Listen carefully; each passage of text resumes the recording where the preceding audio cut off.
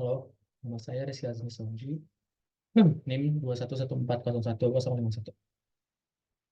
Di sini saya akan ngejelasin untuk UAS atau kuliah cerdas buatan. Yang pertama, em, aplikasi tentang teori naive Bayes. Di sini nyesuaiin sama teorinya, saya ngebuat probability gimana kita nyari em, probability suatu tanah itu mengandung emas berdasarkan probabilitas keberadaan si quartz. Nah, jadi kita ketahuin probabilitas di dalam tanah itu ada emas itu sekitar 10% atau 0,1. Terus probabilitas bahwa tanah mengandung mineral quartz jika tanah tersebut juga mengandung emas itu sekitar 90%. Terus probabilitas bahwa tanah mengandung mineral quartz jika tanah tersebut tidak mengandung emas itu 0,2 atau 20%. Terus kita deklarasiin ke dalam fact. Biasanya di dalam si prolog ini ada namanya facts. Kita harus ngedeklarasiin facts dulu berdasarkan fakta yang kita punya. Setelah itu kita deklarasiin bias bias teorinya. Ini PWG, PW, PG sama PGW ini itu query yang udah kita sederhanain biar kita nggak deklarasinya sepanjang-panjang ini. Jadi probability contains gold atau si tanah itu contains gold itu PG, baru quartz given gold itu PWG, probability quartz given not gold PW, terus bias goldnya si probabilitas suatu tanah mengandung emas berdasarkan probabilitas keberadaan quartznya itu em, kita cari menggunakan rumus bias. Terus kita query. Nah, di sini kita dapat probability counting gold given quartz itu 0,45. Jadi em, ini bisa kita ibaratin si eh,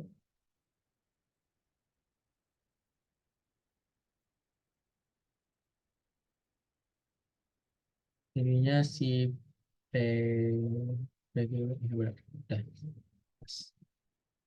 berarti probability-nya si tanah mengandung emas berdasarkan probabilitas keberadaan quartznya itu sekitar 0,45 atau 45%. Terus beralih ke soal nomor 2. Di sini saya dapetin dataset dari archive-nya UCI, UC Irvine. Dataset ini ceritanya tentang human activity recognition using smartphones. Jadi di dalam smartphones itu ada sensor-sensor yang dapat nge-perform sensoring akselerator, eh, terus kayak apa lagi? Hmm, nanti ada beberapa signal-signalnya. Jadi di dalam si smartphone ini biasanya ada akselerometer sama gyroscope. Nah ini. Terus kita capture three axial linear acceleration, berarti sumbunya x, y, z, sama three axial angular velocity-nya. Nah, si rate ini konstan di frekuensi 50 Hz. Terus di dalam dataset ini em, mengandung sekitar 560-an, 563, terus 564 features dan juga 10.299 instance. Terus di dalam dataset ini juga udah langsung dibagi 70%-nya itu ke training data, terus 30%-nya itu ke test data. Oke, kita mungkin bisa lihat ke datanya, ke kodenya. Pertama kita unzip dulu si hard dataset zip-nya. Ini saya udah unzip. Terus kita import library yang required so far. Kita pakai sequential, kita pakai LSTM, dense dropout, batch normalization sama L1 L2. Ini untuk bias regularization. Terus kita juga di sini mau perform LSTM atau long short term memory algorithm. Kita perform ini karena kita ngegunain inputan raw data series Jadi LSTM itu bagus karena dia bakal nginget inputannya itu sequential, nggak per input predik, tapi dia bakalan sequential, nginget inputan yang sebelumnya. Jadi dia mempertimbangkan inputan yang sebelumnya. Terus kita declare ada activities, ada 6 kelas di dalam sini, tentang walking upstairs, walking downstairs, sitting, standing, sama living. Terus kita bakalan bisa eh, kita bakalan wait, kita bakalan define confusion matrix-nya dari sini. Terus dari si dataset ini itu ada beberapa signals yang bisa kita lihat. Yang pertama itu body acceleration, kayak yang tadi udah dijelasin di dalam datasetnya, itu ada axis x, y, z, ada triangular, ya tadi apa tadi namanya? Tri Triaxial angular sama triaxial linear. Makanya featuresnya baik banget sampai 560. Terus kita transpose ini untuk em, ngerubah dimensi dari si outputnya.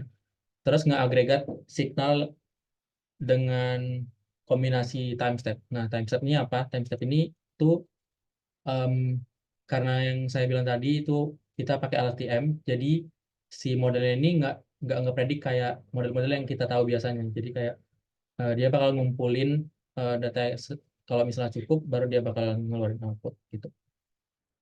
Eh, Terus resultnya ini ada 7.352 train, 2.947 test sample, 128 time steps, terus ada 9 signals tadi di atas ini. Terus kita kita load datanya karena tadi juga udah dibagi sama si yang punya dataset 70% ke train sama ke tes 30%. Jadi kita tinggal ngambil atau nge-load datanya karena udah dibagi 70-30 banding 7/3. Terus kita deklarasiin epoch-nya 50, batch size-nya 16. Si batch size-nya apa? Batch size ini sampel yang akan diberikan di setiap langkah dalam trainingnya. Jadi ibaratnya berapa banyak eh, berapa banyak bahan yang kita masukin untuk masak, per masaknya itu berapa banyak bahan yang kita masukin. Terus and hidden-nya kita deklarasiin ada 32 neuron. Baru hmm, kita cek-cek juga untuk time steps-nya kita punya X-train index 0, X-train index 00 karena dimension-nya ada 3 gitu tadi kan. Terus eh, kita dapat 128, 9, 7, 352 seperti yang ada di atas tadi. Kita bakalan nyoba tiga pendekatan, 3 approach. Yang pertama first layer LSTM, terus ada dua one layer LSTM, ada second layer ada 2 layer LSTM, eh, baru kita hyper parameter tuning juga nanti. Terus di sini si modelnya itu ngedeklarasiin sequential. Sequential itu artinya kita bisa nge-stack layer-layernya. Jadi ini ngedeklarasiin sequential kosong dulu. Baru kita add LSTM, number of number hidden-nya ini, neuron hidden-nya ini kita udah deklarasiin tadi di atas. Ini 32 biji. Terus input shape-nya time step sama input dim. Jadi input shape-nya ini adalah time series dan juga eh, inputan dari signal-signal yang ada tadi di atas di sini. Jadi dimensionnya 3D dimension gitu. Terus kita compile pakai optimizer RMS prop. Ini RMS prop ini kita pakai supaya jadi optimizer, matriksnya accuracy. Kita buat categorical cross entropy karena kita punya lebih dari 2 kelas, bukan binary. Kita fit, terus dapetin confusion matrix. Nah, confusion matrixnya ini kita bisa lihat modelnya itu berhasil secara rata-rata mengeprediksi activity-nya dengan benar. Tapi ada beberapa kayak si model ini ngepredik sitting-nya salah 4, ngepredik standing-nya salah 108, ngepredik walking-nya ada 1 di sini, ada 2 di sini gitu. Nyasar di standing sama sitting, terus walking downstairs-nya nyasar di ada 2 biji di sini, ada di sini. Sama walking upstairs-nya ada nyasar di sini, sama di sini. Banyak 4. Kita bisa evaluate modelnya dengan cat cross entropy sama accuracy. Cat cross entropy ini apa? Cat cross entropy ini supaya kita tahu berapa banyak dia loss di dalam training. Jadi akhirnya lossnya ini sisa segini 0,40. Terus accuracy-nya 0,90. Kedua, kita em, improve jadi 2 layer LSTM. Terus kita tuning juga hyperparameternya. Em, di sini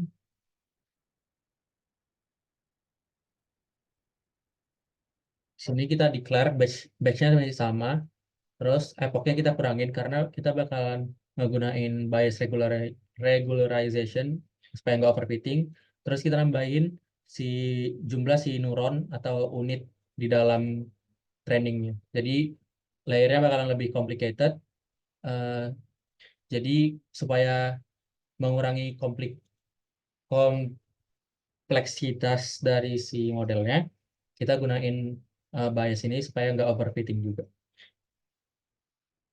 Eh, Nah, di sini juga return sequence-nya kita buat true. Kenapa? Karena supaya waktu dia ngulang proses trainingnya, dia nggak ngelupain proses inputan yang udah ada sebelumnya.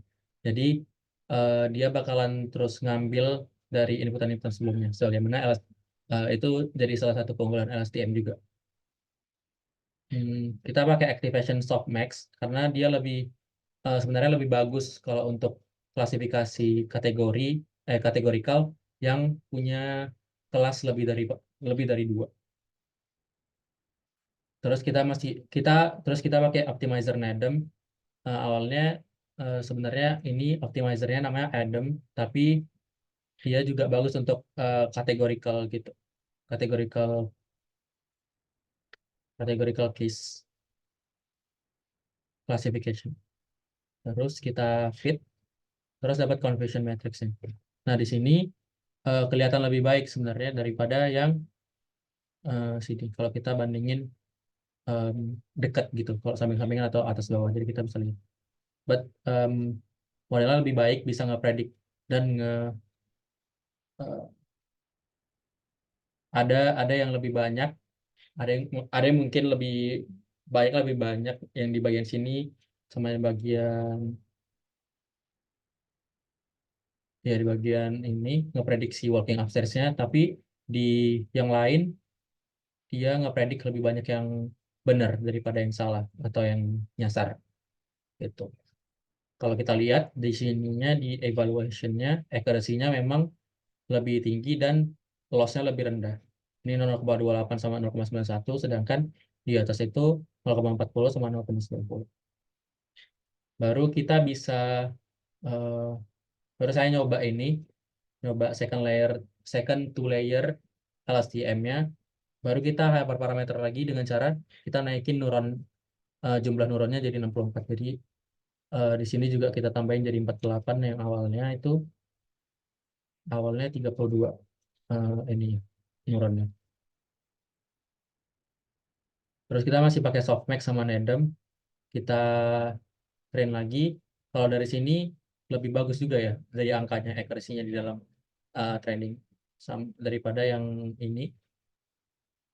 Nah, tadi itu di bawah sampai 0,95 pada waktu training. Tapi mari kita lihat confusion matrix-nya. Nah, kita bisa lihat memang eh, jauh lebih bagus juga. Ini bahkan sampai 410, padahal di atas tuh rata-rata eh, yang pertama itu 300-an, yang kedua itu juga 300-an. Jadi secara keseluruhan lebih baik performanya. Terus waktu kita evaluate juga secara accuracy lebih bagus, walaupun secara cat cross entropinya eh, agak naik dikit daripada em, yang kedua tadi. Oke, kira-kira seperti itu yang saya lakukan dengan dataset ini. Klasifikasinya berhasil terhadap unseen data yang nggak dipakai di training. Kalau disimpulin, si LSTM yang satu layer itu punya accuracy 90, si yang kedua, yang yang dua layer yang pertama itu 91, 90, 90,0, oh, salah. Ya 91, terus second two layer itu 92,3 gitu. Terima kasih. Bye.